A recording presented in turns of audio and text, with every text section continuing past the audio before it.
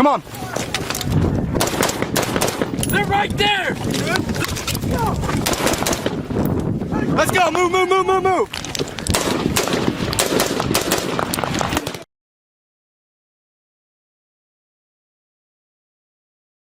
This episode of Choices Not Chances podcast is sponsored by Louisiana Gun Shop, located on Highway 90 West in Broussard, Louisiana, just south of Lafayette. For more information, stay tuned at the end of this episode. This is Choices Not Chances podcast with Ryan and Matt. I'm your co-host, Matthew Charette. Sitting next to me is Ryan Rogers. Ryan. Hey guys, thanks for coming back. And just like always, if you see something from this episode that resonates with you, I just ask that you don't be selfish with the information and you share it out. Today, for the third time coming back, returning Johnny motherfucking Glenn, but we got some announcements for you. If you haven't watched Johnny's episodes yet, you need to scroll back, stop right now, check out episode 9, episode 21. Me and Johnny go back a little ways, 6-7 years probably. We've been golfing together and influencing people and speaking to people together for the last couple of years. And he's come on my show, and we're excited to announce the Johnny motherfucking Glenn podcast, JMFG Podcast, and we're here to talk about it a little bit today. So Johnny, thanks for coming out, man. Hey, thanks for having me, brother. How you been, man? Living, man. You know, I know I messed up. We had Johnny come down and record last week, and I went to hit play, found the file, getting ready to edit everything, and I had no audio. So I had to hit Johnny up and say, hey, thanks for the 4-hour trip, but we got to run this back, baby. It's all good, brother. It's good times. We had a good time to talk, catch up. So I'm just happy to be on, brother. Happy to be on. Fuck yeah. So, I know last week when we talked about multiple things, but if we want to cover two things recently that you've been involved in before we jump to the podcast, you had the rose ceremony and then the beef and beer, right? Beef and beer. Yeah, we had that Roseland ceremony on Fort Bragg right there at 3rd Group headquarters. So we just got a big memorial walk for our fallen. So they did a Roseland ceremony where all the families come back in, and it's a big thing, man. Everybody, it's just a weekend of remembrance. Mm-hmm. And then, you take that day, and Dave Haskell, he's a DCO, a real good friend of mine, got up and gave a phenomenal speech, dude. I'm talking like chills, tears, whole 9 yards, just talking about, even though those guys are fallen, they'll never be forgotten. So it was basically one of those things to let the families know, let, future soldiers, let present, past soldiers know that, even though they're gone, they made a legacy, and they will uphold that legacy until the day, this world is gone. Yeah, so. It's beautiful. That's one thing I know, we talked about it multiple times, but it's one thing that I've always appreciated about, especially the SF community. It seems like they're very in touch with tradition and family and incorporating that, whereas sometimes in the regular infantry, I just had the cultural difference talk with Nick Lavery in a recent episode, and it's like I understand why the culture is the way it is. However, it's something that I admire from SF, not coming from that world, right, that they really are a whole lot more family oriented and then like man oriented. Like if you get hurt, we're going to keep you around as long as you want to, as long as you're putting out to get better, where, in the other world, it might not be the same. So I've always admired that. But, and what, can you give me a down low of the beef and beer, what it is, who it remembers? Yeah. So the beef and beer, this was the 11th annual year of beef and beer. So it's basically, Raleigh Stevens and Mike Duskin got killed in Afghanistan. I'm not sure exactly what the date was, but actually we were in country, my team was, and we actually went and helped those guys out once they got hit. But they started like a remembrance of Raleigh Stevens and Mike Duskin. Basically what it is, a whole weekend, dude, and golf tournaments, and then the beef and beer is just like it's a big barn, dude, of beef and beer, silent auction items, and it's actually just a big reunion, dude. But it's amazing to see how many guys show up, and then you get to see guys that you haven't saw in years. Oh, yeah. So it's like a big reunion, man. And again, it's paying tribute to those guys and their families, letting them know that, hey, they're not forgotten. You know what I mean? Those guys are still, and this is the 11th year, dude. And every year, that thing gets better and bigger and better and bigger. Yeah. Yeah, that's a beautiful thing. In the world we come from, we lose people young. We lose our friends young. But those people, legends live forever. Until we stop saying their names, until we stop telling their stories and telling of their greatness, they live on. So Oh, it's a beautiful thing, and I hope it continues. Now, who does that? Like, who puts that on? Is it the SF community that puts it on? Is it family members that started it? It kind of it's a little bit of everybody. You know what I mean? Like, you got the community doing it, you got the SF community doing it, and usually when things like those start, it's usually the team guys themselves. They come together and we're like, hey, dude, we want to do something for this guy. And usually it starts out kind of small because it's intimate, it's a team thing, and then before you know it, it gets traction, and then people start reaching out, and then people start asking like, hey, how can I help? What can I donate? And then before you know it, you're getting, $2,000-$3,000 gun donated for silent auction items. And then you're getting stuff from Oakland. You're getting stuff from whoever. And then everybody wants to contribute. And then before you know it, it becomes huge. And Mike Duskin was a real big 3-gun guy. So they usually run a 3-gun tournament. I think it's on Thursday.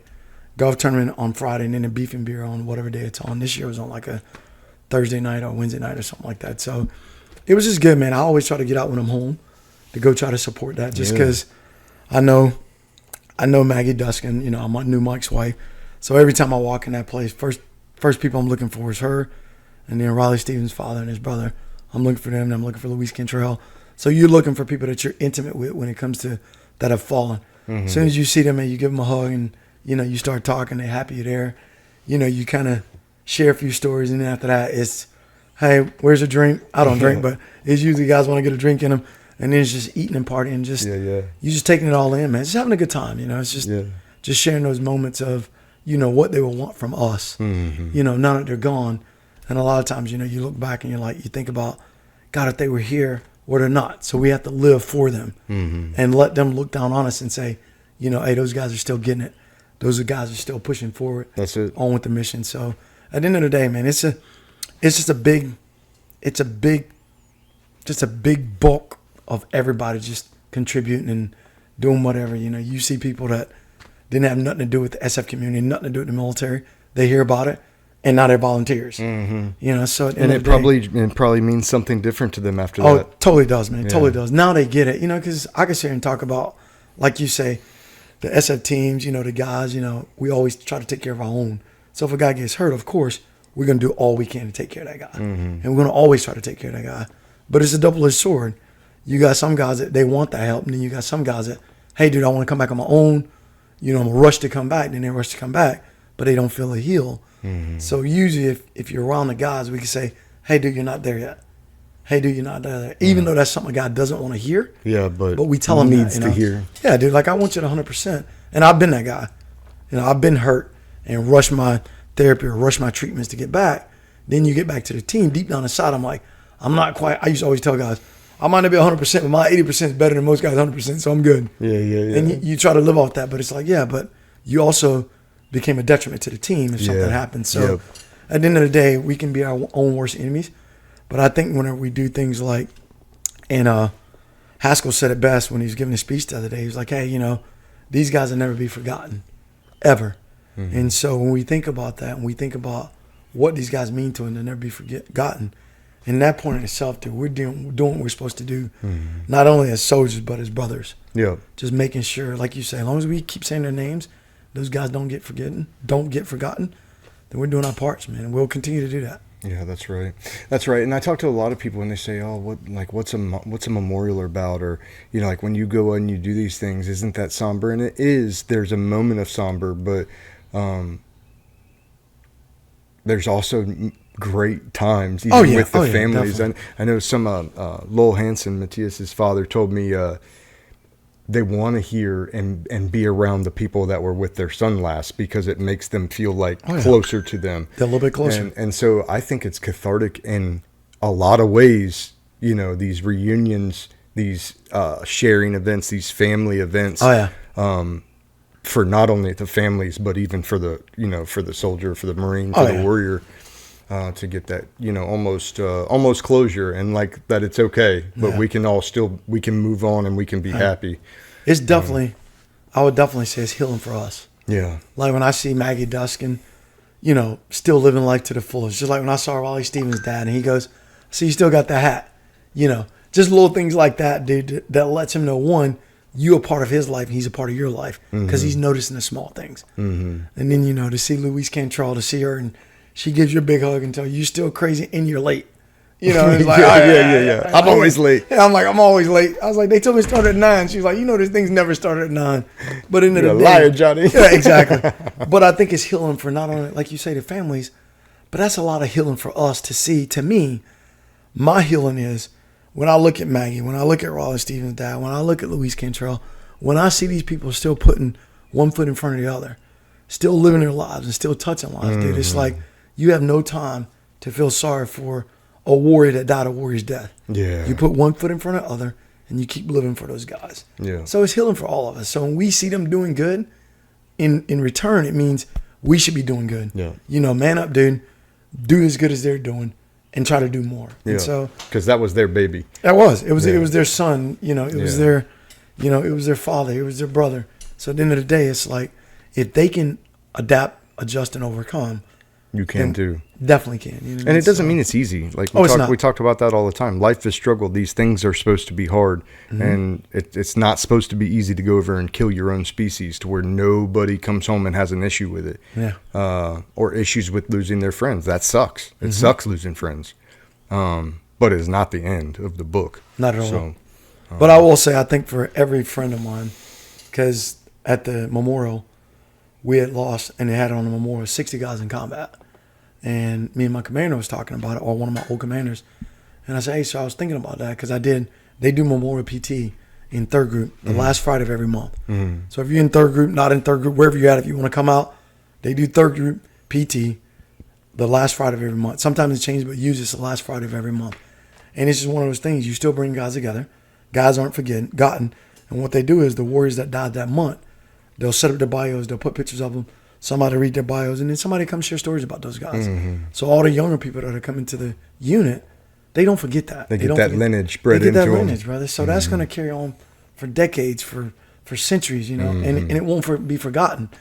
And so it's one of them things. So at the Warrior PT, they had said we had lost 60 guys in third group. So when I got in my truck at the PT, I'm driving to go change. And I'm just like, God, man, 60 guys. You know, in your head, you're like, that's a lot of people. Because it was a small organization. But then me and Rusty went to breakfast, and me and Rusty was talking about it. I told Rusty, I go, hey, bro, if you look at it, I'm not saying it's acceptable because it's not, but I can accept 60 guys because it should be 600, 6,000 guys. Yeah. When you look at 4 to 6 month deployments and the things For we're 22 doing. years. For 20-something years, you know what I mean, dude? I look at it, that's 3 guys a year. I go, dude, that should easily be 300 to 3,000 guys a year. Yeah. And I go, look at Russia and Ukraine. Look how many people they've lost Yeah. already. Crazy And we've numbers. lost 60. And, you know, so it's still. Bro, I like had said, that realization a couple years ago. What the fuck was that? I was going up to the Marine Corps Museum for retirement for a buddy, and then we ended up going through it. But while I was up there, they had there's a traveling monument, and it's an encased standard. It's a U.S. flag, but it's made from all the dog tags of Marines killed in action over OEF and OIF. Right. And I thought it would be so many more. Oh, yeah. Oh, yeah. It threw me for a loop because there's about, and it's a lot, don't get me wrong, one is Right. too many, but there's 2,000 names. And I think about like all the main battles in 22 years, it seemed like there was going to be so much more than that. Yeah. And that's still a lot. I'm not saying, you know, I'm not trying to degrade that. Right. I get what you're saying. However, like, that means there's only 2,000, you know, squad leaders that seen that hard, heavy, kinetic fight where they're losing people. And so it really dwindles down, and it's like, yeah, maybe that's acceptable. Right. Because you look at past wars and you're talking about divisions lost. Oh, yeah. You know, Hundreds companies of thousands lost. lost. Oh, yeah. Standards rolled up Yep. and units going away. And it's like, you know, we fared pretty well. Yeah, we did. We did. Fared pretty well. Yeah, combat's ugly, but when I started thinking about the numbers in, 60, 20 years, dude, 3 guys a year, like I said, and like you just said, it's not acceptable, but for a warrior, for me, coming from a place where we deployed Yep. and how many people we should have lost, I'm like, hey, dude, I hate losing a brother and a sister, but at the end of the day, 60 versus 600, 6,000, I'm like, I'll take Take it. 60 any day of the week. Yeah, man. Yeah, so, Definitely. Well, and you know, a lot of what we're talking about now leads me into like why podcasting is so important. And I'm so happy that you're jumping in. Yes, sir. I think I said a couple years ago, thought you should do it because you have the mind, the tongue, and the thought for it. Like you you bring up valid points. You don't shy away from points, like when we're just having garage talks, you know? And this solidifies, anybody you bring on solidifies their legacy forever too. Correct. You know, it's never going anywhere. It could someday, but it's highly likely it's going to be out there. If people want to digest the information, they're going to have it. Yep. You know, and the amount of people that you know and the things that they've done to bring them in, it's just, I think it's a public service good to everybody, you know, that'll watch. So talk to me about why, the why behind it and the where we're going with the JMFG show. Well, I got to thank you on that one, brother, because I ain't going to lie. Actually sitting right here outside and of then doing garage talk, Ryan got on me about, hey, dude, you need to start a podcast. Dude, I ain't doing no podcast. I can be on yours, but I'm not doing it. Now I had a couple more buddies like, hey, man, do a podcast. You know, you got a pretty cool story. And I was like, oh, we'll see. And then just sitting around one day, man, I was like, you know what? I think I was actually listening to one of your podcasts. I was like, man, I think I want to do it. And so I was like, all right, what do I want to do? So basically, the JMFG podcast, and everybody knows, if you don't know, that's Johnny motherfucking Glenn. But it also stands for Just Making Families Greater. Hey. Just Making Families Greater, dude. That's all we're trying to do. And basically, we're helping through sharing. So I want to take regular, everyday people with regular, everyday problems and get those stories out there. How do we cope with losing a family member? How do we cope with, I just spoke to a lady the other day, man, lost her son, 18-year-old kid. And it's like, how do you deal with that? I want to get that. If she's in the healing process where she can talk about it, then let's talk about it. Because I guarantee you're not in that ship alone. You're not in that boat by yourself. That's Somebody else is in that same ship right now. And I'm not saying shit, but same ship. They're in that same ship where I just lost my son. Yeah. Well, that story might help a mother or father that just lost a son and daughter. And they're completely lost still. Because you and I both, we've suffered a lot of loss and a lot of hurt. And just thinking about that, how do you get through losing the Mike Duskins? How do you get through losing the Raleigh Stevens, the Kyle Warrens, the Sean Falkers? How do you get through these things, man? How do you get through them? And, it's like my coping, dude, I like to go run a lot. I like to get on my horse, go horseback riding. I like to just go hunt. Give me a bow and let me go do me, Yeah. So at the end of the day, and the way I deal with it, it might not be the same the way you deal with it. But if the story's out there and it's something that somebody have in common or it's common ground, you might can say, hey, that lady said when she lost her son, she picked up CrossFit. Well, I'm going to go start working out. And then before you know it, you're burning calories, you're staying in shape, you got something to drive you. And, so I feel like every story, man, can help somebody. So 100%. That's kind of like that's it, man. It's kind of helping through sharing, dude. So I want to share people's stories, and you can look for it, the JMFG Podcast. We're dropping it 4th of July. Yeah. Right now. Mark that down in your calendars, 4th of July. Mark that down in your calendar. We got some pretty good content coming to you. The website probably be open. Right now I'm looking at probably like the 28, 29, because I want to keep the suspense there. I want people to, look. And what is it? What's the website? So it's going to be the JMFGpodcast.com. The JMFG Podcast.com. There you go. You'll be able to find it. Yeah, you'll be able to find it. The JMFG Podcast and JMFG Podcast. I'm probably going to have two of them. That way, if people see it. Like a redirect? Like a redirect. Yeah, it'll be a link to this or a link to that. That way, people, they can find it. Yeah. And also, podcasts just give you a little quick synopsis. So I have guests on, like I said, of all walks of life.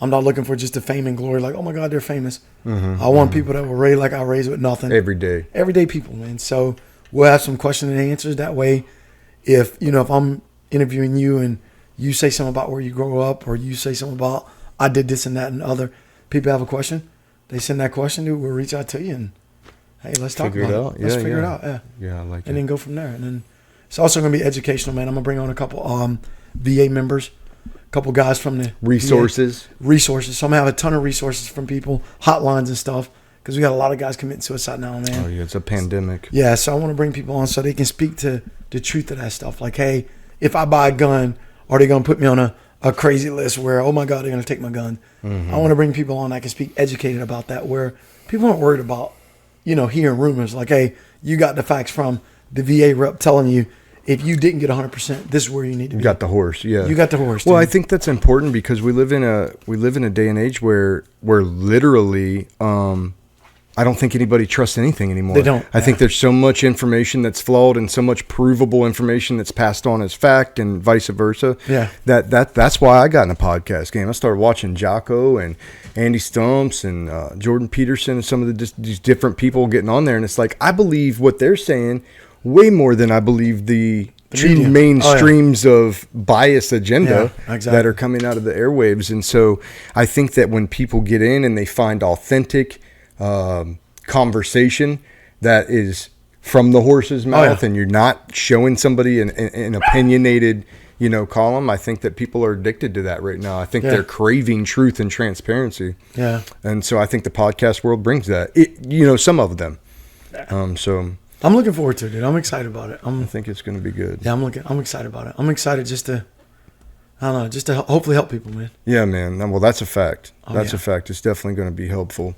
Are you going to do is it going to be right on July 4th, morning July 4th? You know what time? I haven't decided a time yet. I'm still trying to figure it out because I got so much stuff going on that day. So I'm trying to figure out what's going to be the good time to release it because I know everybody's going to be doing their barbecues. Oh, yeah. Everybody's going to be doing their cooking, their cookouts, and meeting with family. So I'm probably going to be looking at more towards the even time. That way when people kind of settling down, they, I ain't got nothing to do. Johnny Glenn just released his podcast. Let's check it out. And I want it to be a family thing too. You know what I mean? Like, absolutely. I'm going to try to, I know Johnny Glenn even in my name, I got some dirty words in there, but I want, the family to be able to sit down and watch it. I want, a dad and a mom to be able to look at my podcast and somebody's story and say, there's principle behind that. That lady raised her kid X, Y, and Z. Therefore, the kid turned out A, B, and C. And the kids can look at it and be like, oh, my God, now, you know how kids are. They listen to parents, but they don't.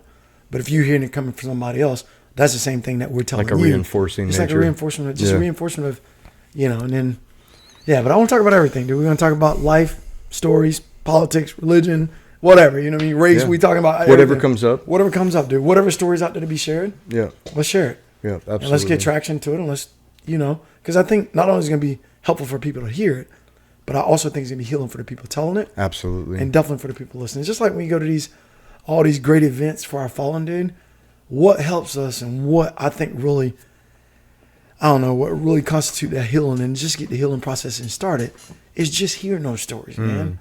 The camaraderie. That's it, brother. And it's not always like the bad times. Like I've watched guys, I've had guys sit right here in the studio and it'd be so therapeutic that some of them fall down in tears. Oh, yeah. Some of them are laughing. Some of them are reminiscing on memories that they haven't thought about in 10 years, and you can see that, like for a warrior, you can almost just see that breathe that color back into their face.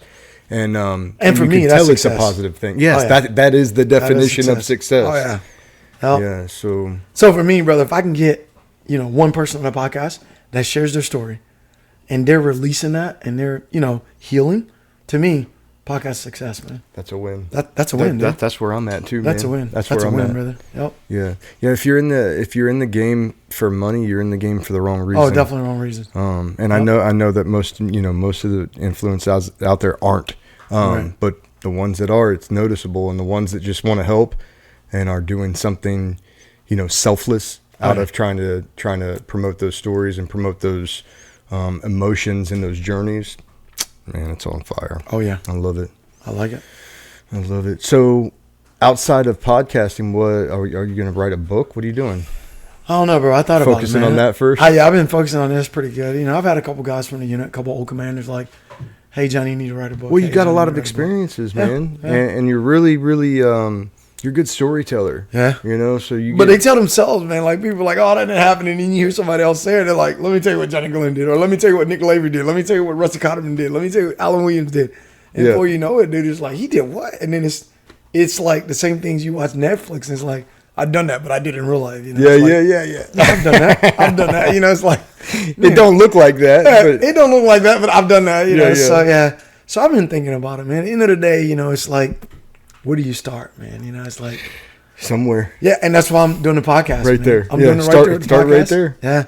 You know what I found is a lot of shout out to all you podcasters. Great idea right here. I went on a show 2 years ago about. And these ladies brought me on. We talked a little bit about my story. It wasn't really too much about my story, just more advice for people and, questions, pointed questions and such. And the episode did really well. They aired it a couple more times because of how well it did, I think on a Memorial Day and on a Veterans Day. Well, then they took that, their I think 25 best episodes of their podcast all time and transcribed them. Nice. Making each one of the chapters their own person with advice from their show. Oh, okay. And it makes each one of those people a co-author on their book.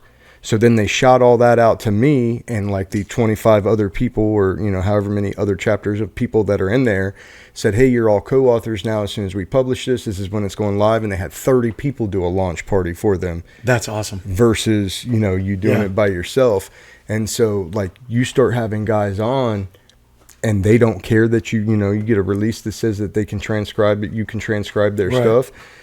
That's a good start for a book right there. Yeah. Just depending on what you do. And you're going in so many different directions that those would be great, I like that. I like great that idea. things in and of itself. So, so something that I'm definitely going to be doing in the future. I'm going to be picking,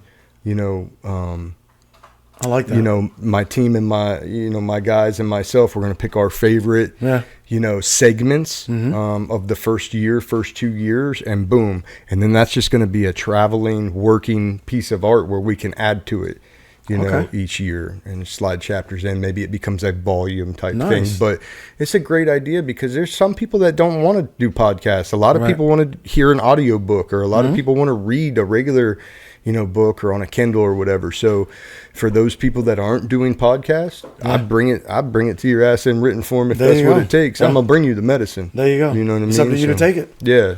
Yeah, I like that idea. Say that it wasn't there. That's a good idea, man. I like that a lot. 100%. Instead of a book, though, Johnny Glenn don't do no reading. I look at pictures. So it just be a book of pictures. Like, what is he talking about right here? But I would like to do somewhat like a movie, man. I've thought about that. I think you do need to do a movie. But the thing is, the only thing sucks though. I want to be the character in the movie. You know what I mean? I can jump out of the planes. I can. You want to play you. I want to play me. You know what I mean? Like, hey, it ain't gonna be no like, hey, we're gonna add this now, dude. We gonna let Johnny just do what he do. So, because I look back, you need to get up with Vet TV. I need to, because I look back at Rambo, and that kind of influenced a lot when I joined the military. Mm-hmm. That movie was almost a perfect depiction of my family. Like, grew up with hardly nothing on a little farm. Taught principles of life at an early age, hard work, put in hard work, 2-parent household, joined the military, become a Green Beret, all over the world doing everything, and just, to me, it was a life of action. I don't even look at it as a job, bro. Like, you paid me to work out, to do this, stay in shape, and then you're going to fly me all over the country, we're going to jump out of planes, you're going to scuba dive, you're going to sky, you're going to do all this crazy stuff. I'm like, and I'm getting paid for it? Oh, yeah. Yeah. And so, just a roll-up capture or something like that, man, would be cool. But I would like to do it, like, not to capture myself, but more so to capture third group as a whole. Like of the culture. The culture, the combat atmosphere. And 12 Strong does a pretty good job of it. The movie 12 Strong. Oh, I've seen that one. Yeah, it does a pretty good job of capturing like the ODA life, But I'd like to capture like the team life and then capture like what guys are like in real world. Dude, I got a little farm. I like to go out to my farm.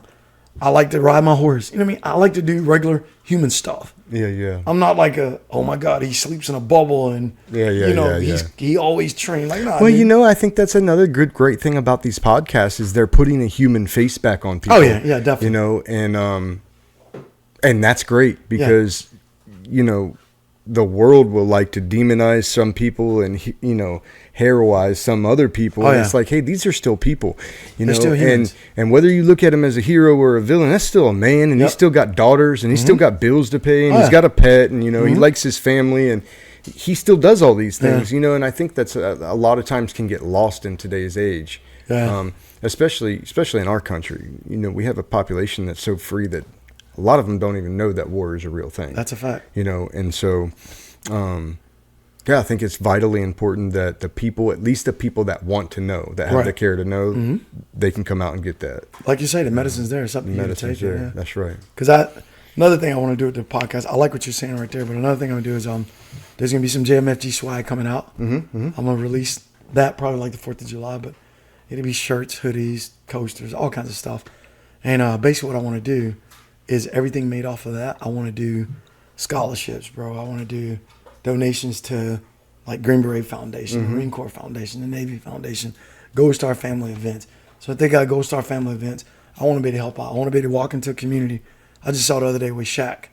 Bought this family a minivan. It looked like they had 13 kids. And he bought this family a minivan. I'm like, hey, dude, I'm not rich by no means, but I want to be able to help people like that in the community. If I see they're doing a fundraiser for kids or whatever, I want to be able to, whatever I make off swag, and even if I don't make anything or whatever, a sponsorship, let's donate that back to the community. Because now we're helping through sharing. That's right. Because at the end of the day, dude, I look at where I grew up at, Glenville Road. It was our family land. It was never slaved on. It was never sharecropped. It was bought by my great-great-great-grandfather and the Glens and the Humphreys. They kind of married it to each other.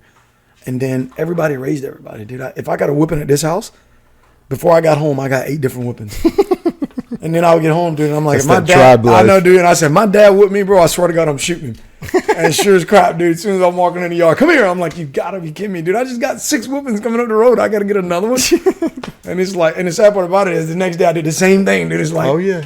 the definition of insanity. Like, when are you gonna learn, Johnny? You're gonna Glenn? learn. Like, You're you're gonna learn today. You're gonna learn right now. That's 6 it. different You go- times. 6 different times, and then tomorrow you're gonna do the same thing. So it's like, and I want that, helping through sharing, dude. I feel like, we say it, but we gotta be about it. Like, I want to have a village raise kids, like, hey, and kids nowadays are so easily influenced by what they're seeing on the internet. So I want The tribe has become the internet. the tribe That's has what's become bad. the internet. Yeah, exactly. Yeah. And so I'm keeping it. I guess I'm keeping it a family thing because my daughters are gonna be doing most of the editing and the social media stuff. So Yeah. it's right there, man. They're helping through sharing. So I love it. yep. Simul Fort. I can't say it I can't roll my R's. Fortior with 2 rolled it. R's is stronger together in Latin. That's a fact, dude. And we're definitely not meant to go through any of this alone. And your guys, it was just recently Memorial Day, and hey, I got a studio puppy in the house tearing up stuff. But recently Memorial Day, and guys wouldn't want you to be sad. Guys want you to live your life. So if it takes being with other veterans, if it takes getting into these communities, then that's what it takes. Get in them. Yeah, We're stronger together. that's it. Stronger together. And just know you're not alone. Somebody's probably going through the same thing. Yeah, it's a fact. If you're going through it, there's 100 other people going through it too that just aren't saying it. Facts. Same as questions. Well, guys, that's going to do it for right now. We look forward, Johnny, to seeing your release on July 4th. All of my guys, if you're not following him, go follow him. He's got social media popping up. We're going to put the all the links to his websites and his podcast up in the bio, so make sure you go back and click on those. And again, if you haven't seen episode 21 or episode 9 with JMFG, go do yourself a favor. You'll be sure to go subscribe to his podcast shortly after you view those, guaranteed. Johnny, I appreciate you coming. I apologize for the delay last week. No worries, brother. I appreciate you having me. I appreciate it, and I can't wait to see where you go with this. Yes, sir. All right, guys. Until next time, it's Choices Not Chances. Thanks for stopping by. Well, that concludes this episode. Thanks for listening to Choices Not Chances podcast. Please share, like, and subscribe wherever you listen or watch our podcast. You can also follow us on social media at Choices Not Chances podcast. Thanks, and have a great day. Louisiana Gun Shop, your firearm headquarters, specializing in concealed carry guns, ammo, and training. You can get your Louisiana permit with us. Also a large selection of AR-15s, or if you are that build-it-yourself type of guy or gal, we have all the parts to build and customize your own AR-15. Glock, SIG, Taurus, Ruger. We have all the brands, both in the store or at LouisianaGunShop.com. Not too far. You're marking a building. Hit him. Yeah, that's good. That's a good shot. That's money. Yeah.